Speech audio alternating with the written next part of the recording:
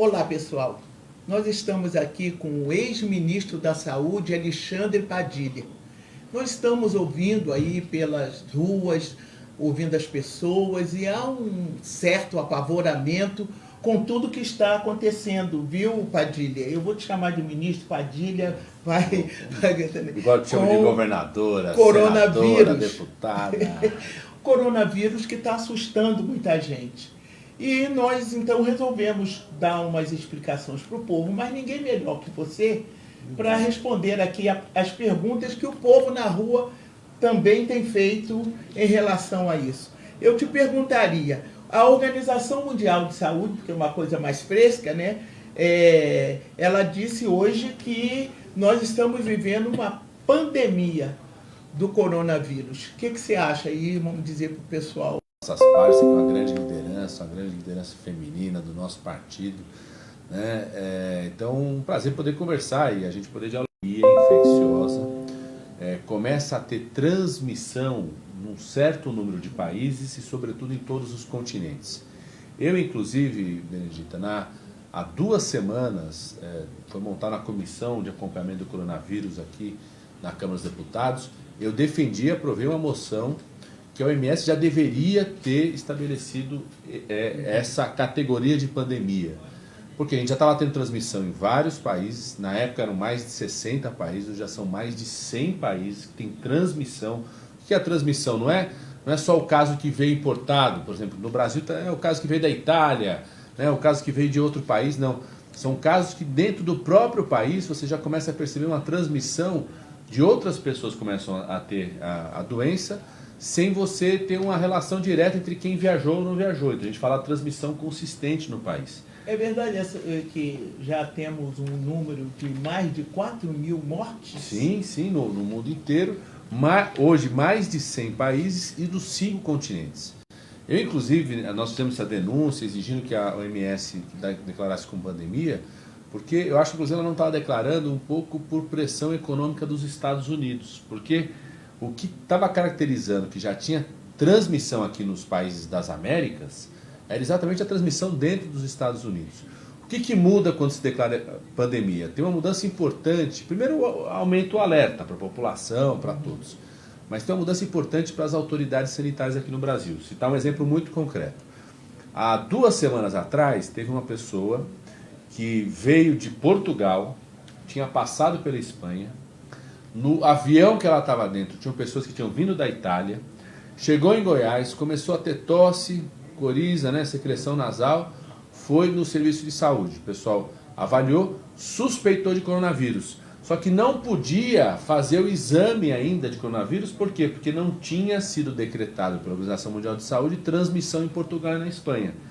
Quando você decreta uma pandemia, o Brasil está autorizado a avisar todo mundo que chegar no Brasil, seja de que país vier, chega de avião, chega de navio, chega de carro, a orientar essa pessoa de que se ela começar a ter qualquer sinal ou sintoma, tem que procurar o serviço de saúde e orientar o serviço de saúde a acolher o exame. Então você tem mais chance de detectar novos casos e com isso orientar essa pessoa a ficar numa situação de bloqueio para não transmitir para outras pessoas. Então tem uma mudança importante quando é decretado como pandemia a partir de hoje. Nós estamos vendo aí esse corre-corre, esse tratamento tão massivo. E aí me cabe perguntar, não precisávamos, tratando de Brasil, e eu particularmente do estado do Rio de Janeiro, nós poderíamos fazer também um mutirão relacionado ao dengue, porque isso tem atingido muitos estados, e no estado do Rio de Janeiro isso é tremendo. E uma outra coisa, será que o nosso SUS está preparado para fazer? Benedito, eu sempre digo assim, a vantagem do Brasil em relação à China, são 3 vantagens. A primeira é de que quando começam a chegar os casos de coronavírus no Brasil, a gente já tem as informações, ou seja, já aconteceu na China, você tem informação de como transmite, quantos dias a pessoa fica entre ser infectada e começar a ter sinais e sintomas, você já sabe quem está na situação mais grave. Então essa vantagem, por exemplo, que nos ajuda a nos preparar. A segunda vantagem é que a gente não está no inverno ainda, então nos ajuda a nos preparar para o inverno. E a terceira é que a gente tem o SUS, que é uma equipe de vigilância que nos ajuda a conter os casos. Só para vocês terem ideia, nos Estados Unidos, hoje ainda, tem pelo menos 6 estados nos Estados Unidos que não conseguem nem fazer o exame do coronavírus. Então essa é a vantagem que nós temos.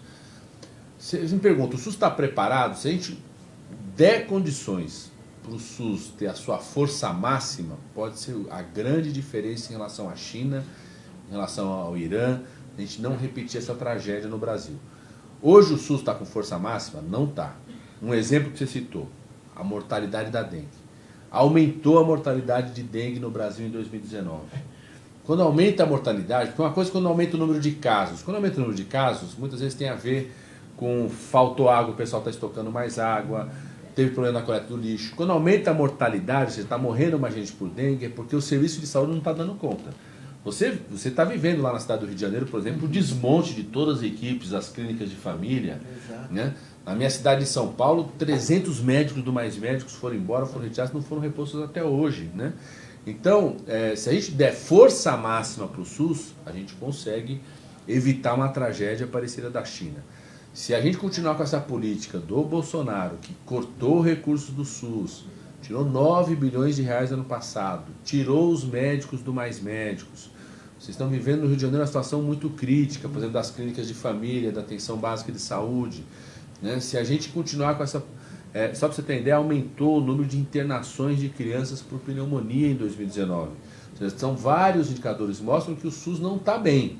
Então, estou saindo até teve hoje à tarde toda a Comissão Geral do Coronavírus. Uma das coisas que nós falamos para o Ministério é que tem que aproveitar esse momento para acabar com esse congelamento dos recursos da saúde, voltar a investir no SUS, voltar com mais médicos. Nós temos 1.800 médicos cubanos que ficaram aqui no Brasil, Bené, que poderiam ser chamados agora para atender o povo, atender lá nas comunidades do Rio de Janeiro, atender na periferia de São Paulo, nas áreas remotas, né? Então a gente precisa aproveitar essa crise, essa coisa grave que é o coronavírus, para fortalecer o SUS. Você tem razão. Nós estamos abandonando praticamente essa política do governo. É uma política de esvaziamento de todos os equipamentos e instrumentos que nós temos para que a gente possa servir bem a família brasileira, pobre, das comunidades que precisam desse momento. Agora tem uma outra coisa que as pessoas perguntam, porque um médico diz que, bom, coronavírus é letal. Outros já dizem, não, é como uma gripe. Qual é a posição melhor aí? É como uma gripe ou é uma coisa letal que as pessoas devam se preocupar? Benedita, assim, se a gente for comparar o coronavírus com outros vírus que já circularam pelo mundo recentemente, ele é menos letal. O que significa isso? O número de pessoas que se infectam, que pegam lá a infecção do coronavírus, começa a ter tosse, febre, resfriado, mais ou menos 5%. Então, de cada 100 pessoas que se infectaram, mais ou menos, depende do país, está sendo 4, 5, 6, vão chegar na situação de morte. Mas, por exemplo, 10 a 12%, então de cada 100, 10 a 12 precisam ficar internados. Né? Qual que é a maior preocupação que nós temos em relação à morte das pessoas?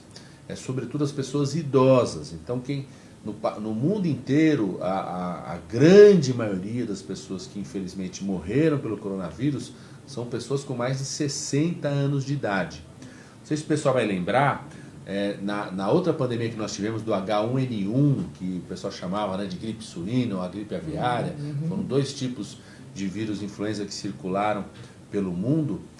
Eles pegavam não só idosos, mas pegavam também crianças e gestantes. Então, felizmente, a gente não teve óbito em criança e em gestante. Nós estamos tendo em idosos. Então, ele tem menos... se você pegar no mundo hoje, lá, nos países do hemisfério norte, a China, a Europa, os Estados Unidos, Canadá, que estavam no inverno agora, porque a gente está no verão, que estavam no inverno, morreu mais gente por doença respiratória relacionada à influenza, os outros vírus respiratórios, outras bactérias, do que coronavírus. Então, ele mata menos do que outros. Agora, como a gente está com um sistema de saúde tão fragilizado, no ano passado, como você falou, aumentou a mortalidade por dengue. por dengue. Aumentou a internação de criança por pneumonia, porque fecharam as clínicas de família, acabou com mais médicos na unidade de base de saúde, a mãe, o pai tem que levar a criança, acaba sendo internada dentro do hospital. Então a gente reduziu o número de pessoas que têm plano de saúde, porque as pessoas estão desempregadas, ou estão trabalhando para esse negócio do aplicativo, que ganha renda, mas não tem contrato, não tem plano de saúde, não tem nada negociado. Né? O pessoal perdeu muito carteira assinada, você acompanha muito a vida das empregadas domésticas, por exemplo, reduziu o número de empregadas domésticas com carteira assinada. Então, tem um número muito maior de pessoas que dependem exclusivamente do Sistema Único de Saúde. Então, como ele está mais pressionado, eu estou muito preocupado com o inverno, porque eu acho que nós estamos há 11 dias de começar o outono, 90 dias de começar o inverno. Eu acho que nós vamos ter um inverno que já ia ter muitos casos de pessoas precisando de internação, por doenças respiratórias, pode aumentar o coronavírus. Citar um exemplo, na minha cidade de São Paulo, tem certeza absoluta que está acontecendo isso no Rio, né? Aumentou a população em situação de rua. São Paulo dobrou o número. Rio de Janeiro está um absurdo, famílias inteiras. No São Paulo dobrou o número de pessoas em situação de rua. São as pessoas que ficam mais vulneráveis, estão lá na rua, passam frio quando chega o inverno, se juntam de algum jeito. Né? O Brasil, por exemplo, sobretudo nas comunidades, nas nossas periferias, moram mais pessoas numa casa, às vezes mora 2, 3 famílias juntos, a avó, os netos, os filhos, todo mundo junto. Então você tem um risco de transmissão maior. Então ele é menos letal do que outros, mas a combinação deles, com o aumento da pobreza no Brasil, com o aumento da população em situação de rua, com redução dos recursos da área da saúde, né, vem junto o coronavírus, pode fazer com que a gente tenha um inverno muito grave para a maioria da população. O coronavírus, ele é desse tipo assim, que tem o A, que tem o B, que tem o C, ou um... Não, são tipos diferentes. Tipos diferentes. O coronavírus é um vírus que sempre teve nos animais. Então, a gente tem, por exemplo, vacina. Na tossida aqui, vocês já viram como tem que tossir, como tem que proteger para não passar para o outro. É verdade. O coronavírus sempre teve em animais, sempre foi identificado em animais. Então, cachorro, gato, baleia, porco, vários animais têm coronavírus. Inclusive, algumas vacinas que a gente usa normalmente, assim, para gato, para cachorro, tem vacina para coronavírus para animal ali, para proteger.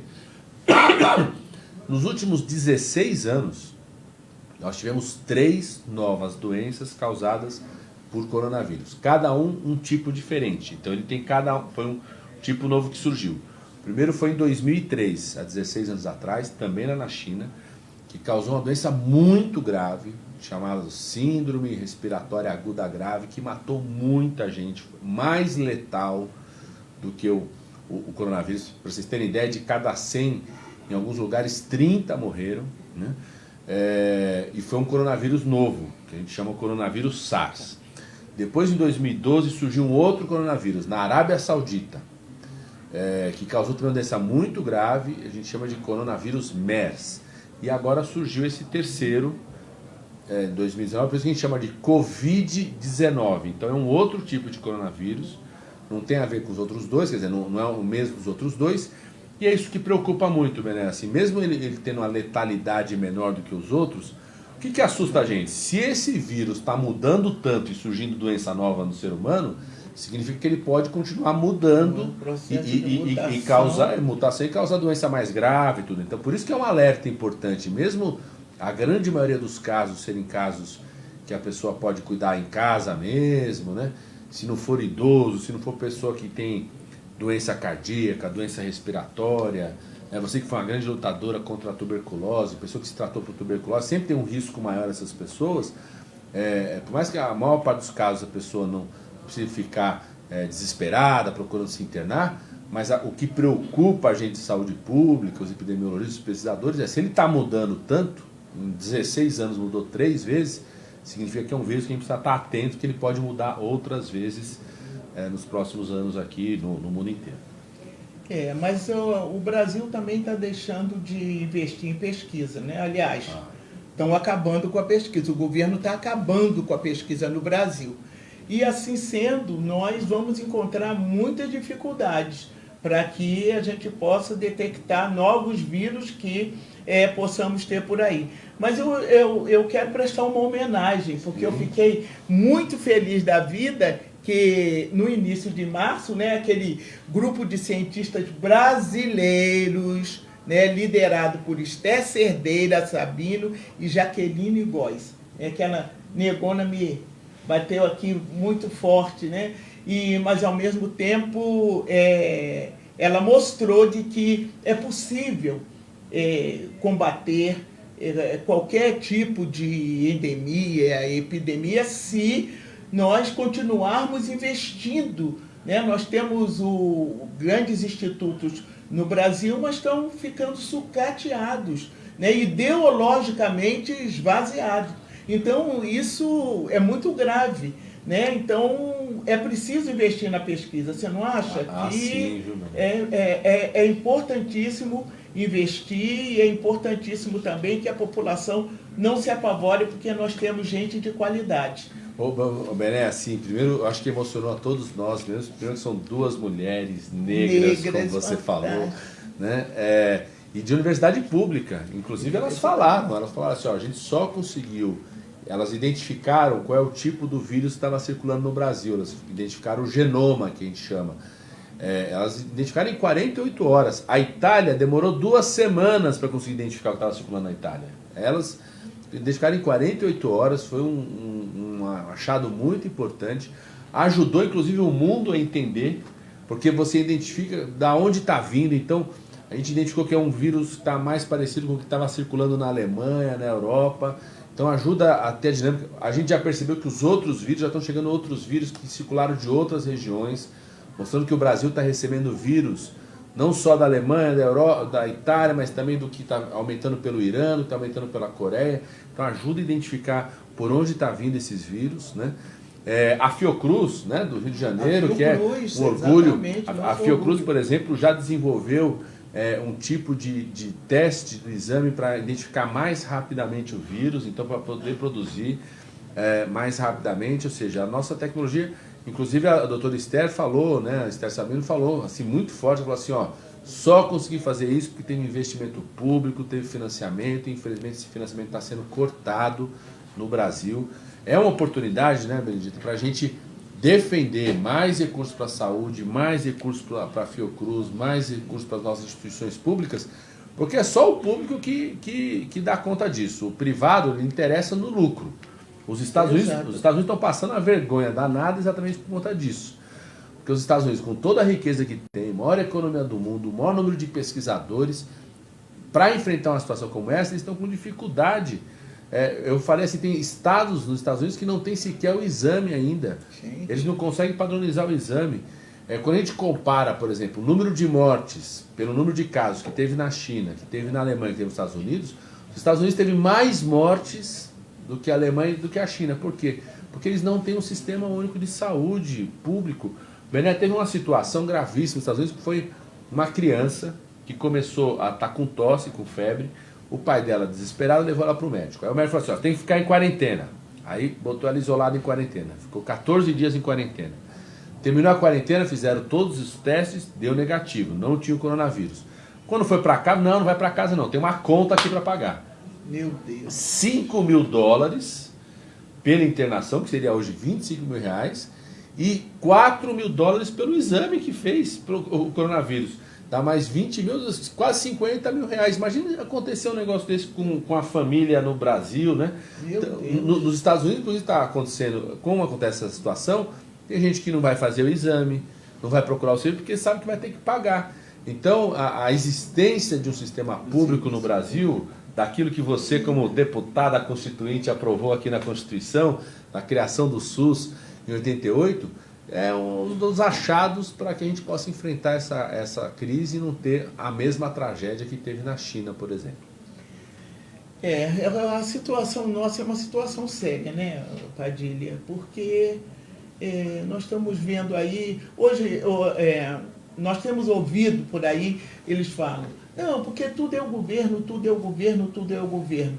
Mas é o governo, é exatamente o governo. Nós já pegamos uma herança, que foi aquela de cortar em 50%, né, os benefícios, porque nos tirou com aquela emenda 25, né? acabou com os recursos que se podia desenvolver ou aplicar mais no SUS, aplicar também no SUAS, que é muito importante, e isso não aconteceu. Agora o governo diz que não tem dinheiro. Eu vou introduzir, mas vou continuar falando ainda do vírus, mas eu vou introduzir essa questão do BPC. Lógico. O governo dizer que não tem como pagar, a sua base dizendo que não tem como pagar. E o governo veta exatamente o benefício de prestação continuada, que vai atender quem? Nossos velhinhos, né? Nossos idosos, vai atender as pessoas com deficiência, aquelas pessoas cuja renda per capita não passa, da família não passa de 200 e poucos reais. Como é que fica essa situação no momento desse? Uma pessoa dessa, eu fico imaginando, começa a ter uns sintomas, né? Não tem condição de chegar até um posto de saúde, porque aí o posto de saúde, além de ser distante, essas pessoas terem dificuldade de mobilidade, não tem mais aquele serviço do médico de família, como você coloca, dos cubanos, que faziam exatamente isso. Eu fico a imaginar, não está um caos essas decisões do governo? Ah, tá, viu, Bené? Por isso que nós estamos na luta hoje aqui de derrubar esse veto, né? Porque o Congresso Nacional aumentou para que uma pessoa que tenha na renda meio salário mínimo, é o que nós estamos querendo, para meio salário mínimo possa receber o BPC. E eu acho que essas duas coisas andam juntas, viu, Bené? Tanto o SUS quanto o SUAS.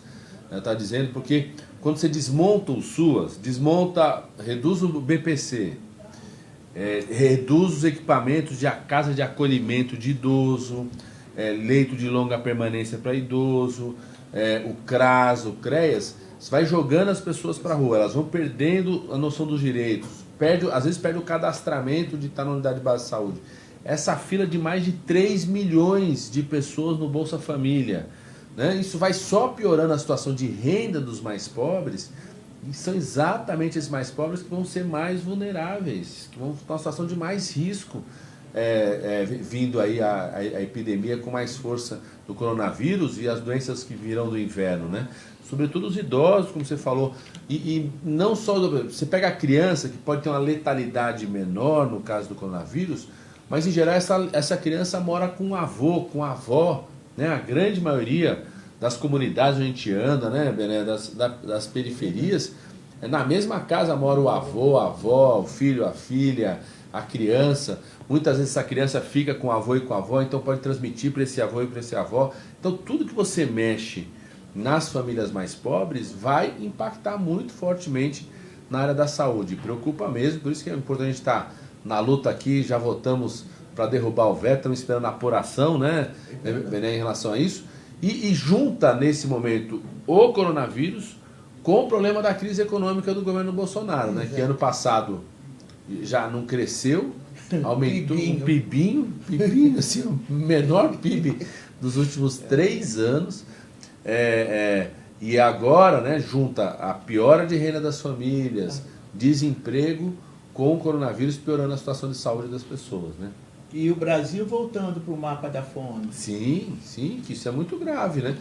Por exemplo, esse aumento da internação de crianças por pneumonia que aconteceu em 2019 tem a ver com as duas coisas. O Brasil voltou de volta para o mapa da fome, as crianças estão mais desnutridas, né? A família não tem a renda, um monte de gente esperando na fila do Bolsa Família. Aí, junto com isso, eles tiraram o médico cubano que estava lá, ou o médico do Mais Médicos que estava lá, muitos médicos eram médicos brasileiros, não estão na unidade de saúde. A mãe leva uma vez na unidade de saúde, não tem o médico, leva 2, ela desiste de levar lá, tenta cuidar em casa, tenta levar no pronto-socorro, aumenta a pressão para cima do pronto-socorro, chega uma hora interna, essa criança já é mais avançada a pneumonia, né?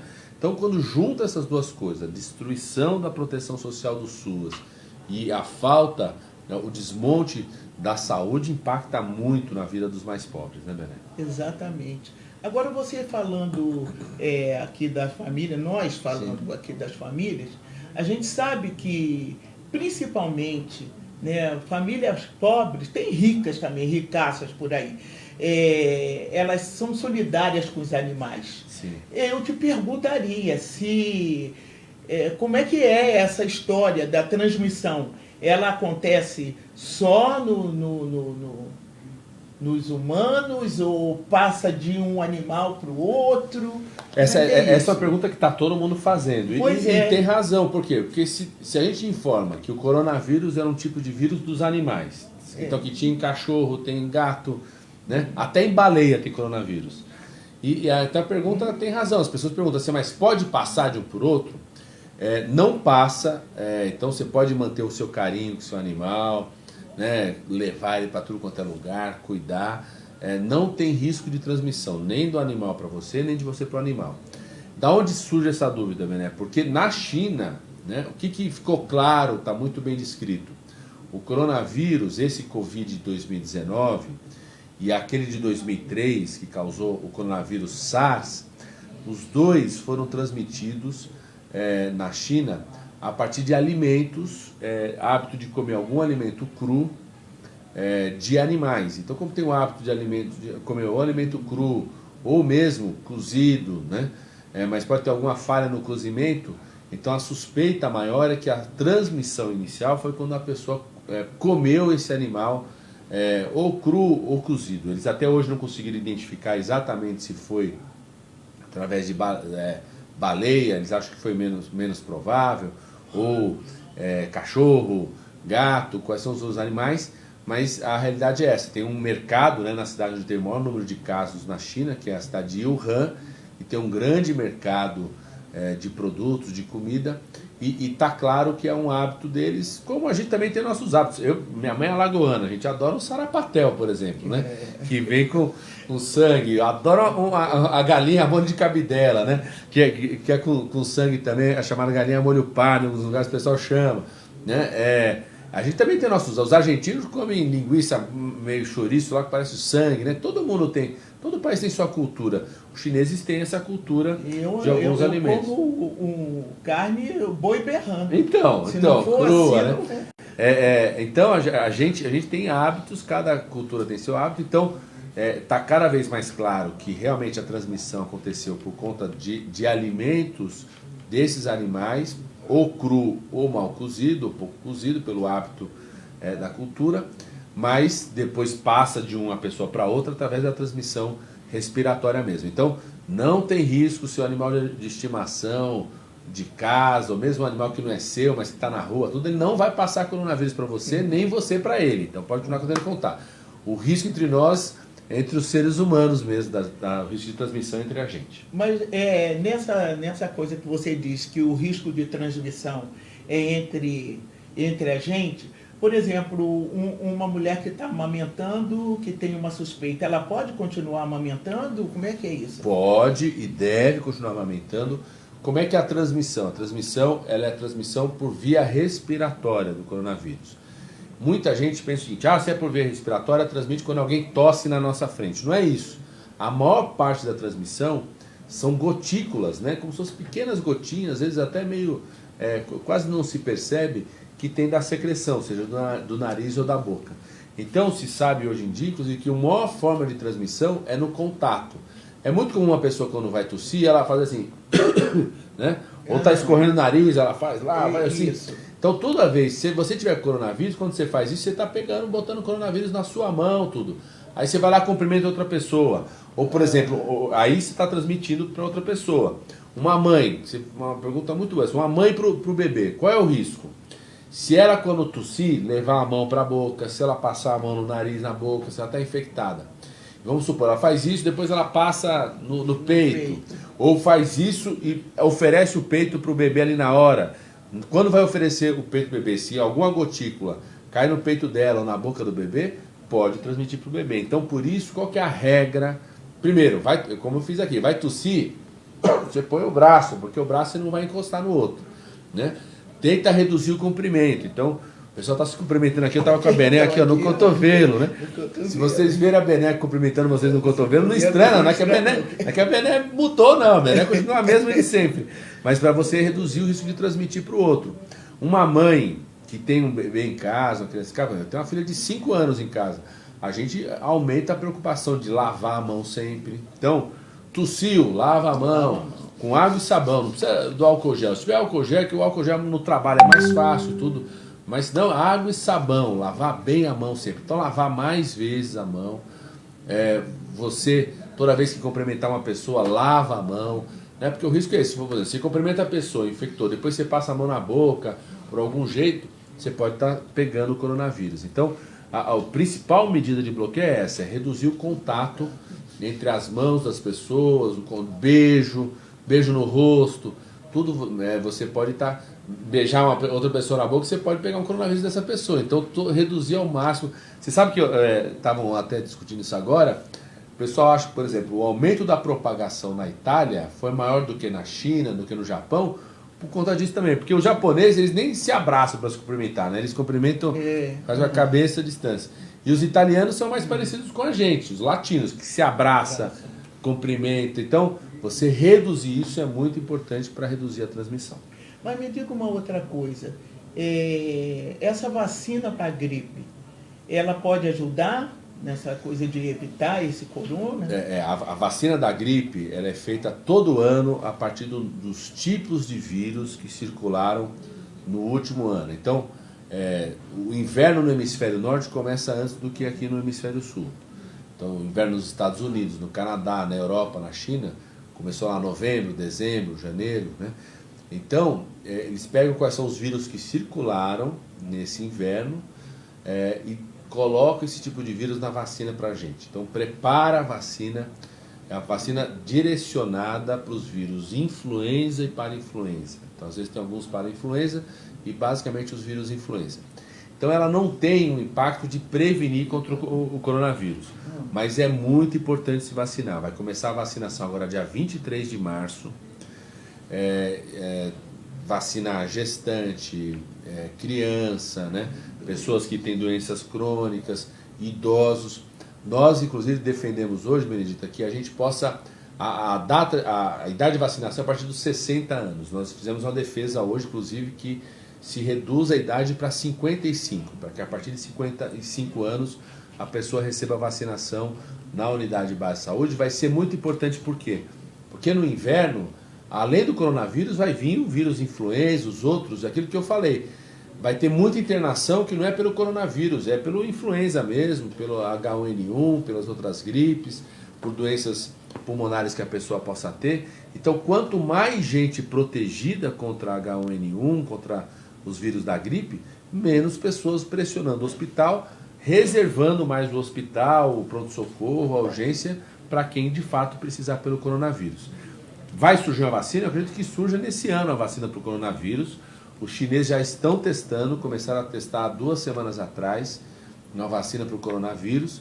A expectativa, eles tinham prometido aí até abril ter uma vacina, então a expectativa é que a gente possa ter, se não para esse inverno, mas com certeza para o inverno do ano que vem, uma vacina que proteja para o coronavírus. Enquanto isso, sabe que estão usando um medicamento desenvolvido pelos cubanos. Cuba, aquela ilhazinha ali, pobre, com toda a dificuldade que tem, mas que investe muito em ciência e tecnologia, educação e saúde, desenvolveu um tipo de medicamento chamado interferon, que é o que está sendo utilizado pela China, pela Europa, no tratamento para o coronavírus, também tentando ajudar a impedir que a pessoa morra ou tenha alguma coisa muito grave pelo coronavírus. Bom, antes de terminar aqui a nossa rodada, eu quero te fazer, porque eu tenho visto nos ônibus, né, metrô, qualquer lugar, as pessoas estão todas colocando, né, a máscara, e os que não colocam ficam olhando assim, aí fica perguntando, ele está vindo de que país? Né? Fica perguntando isso. O que você recomenda isso? Você realmente tem que utilizar? Como é que é? Porque, principalmente, aí eu vou falar do Rio de Janeiro, você pode falar de São Paulo, eu vou falar do Rio de Janeiro. O metrô lotado, ônibus, pessoas penduradas. Como é que a gente resolve essa coisa? Qual que é a recomendação para o uso de máscara? Tem a ver com aquilo que eu estava falando, como que é a transmissão. Quem deve usar máscara? Quem tem suspeita de estar infectado. Então a pessoa foi lá na unidade de saúde, foi no pronto-socorro, contou, ó, tô vindo de tal lugar, é um país que é suspeito, ou teve contato com alguém que está com coronavírus, porque daqui a pouco nós vamos ter transmissão aqui dentro do Brasil mesmo. Está indicado que o profissional de saúde fala para a pessoa, você não precisa de internação, se não precisar de internação é melhor não ficar internado, inclusive, para não transmitir dentro do hospital. Você vai para a sua casa, mas você vai usar essa máscara e tem que dar a máscara para a pessoa. Então, essa pessoa que está infectada deve usar a máscara. As outras pessoas não devem usar máscara. Você, por exemplo, o profissional de saúde que for atender uma pessoa com suspeita de coronavírus deve usar máscara. Quem deve usar? O profissional de saúde que vai atender. Esse deve usar.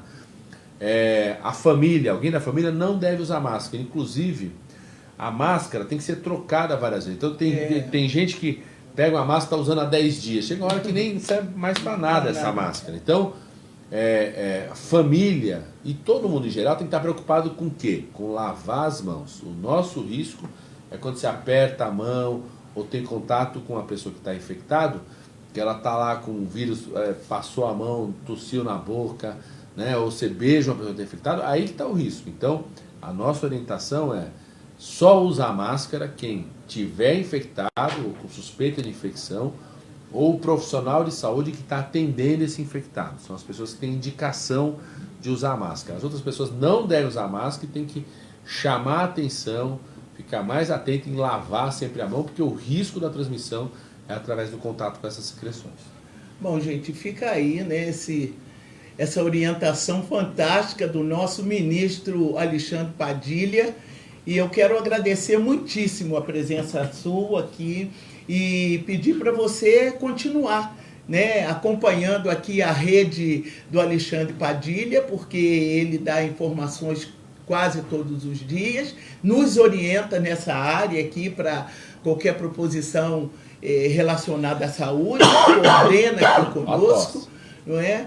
E nós estamos felizes porque tivemos essa oportunidade, mesmo ele muito ocupado, mas ele pôde nos atender. Padilha, muito obrigada mesmo, viu? Eu que agradeço. Espero que o pessoal te trate com muito amor, com muito carinho aí. Reproduza isso, hein, gente? Eu que agradeço, viu, Benedita? E agradecer muito a todos que nos acompanharam. Pode mandar perguntas também, às vezes não respondeu tudo aqui. Pode mandar mais perguntas, acho que vai ter com essa evolução dos casos no Brasil, vai ter cada vez mais dúvidas, tem que cancelar a aula, tem que fechar as coisas ou não, a gente poder conversar sobre isso. Muito bom. Obrigada. Aqui o cumprimento final aqui, ó.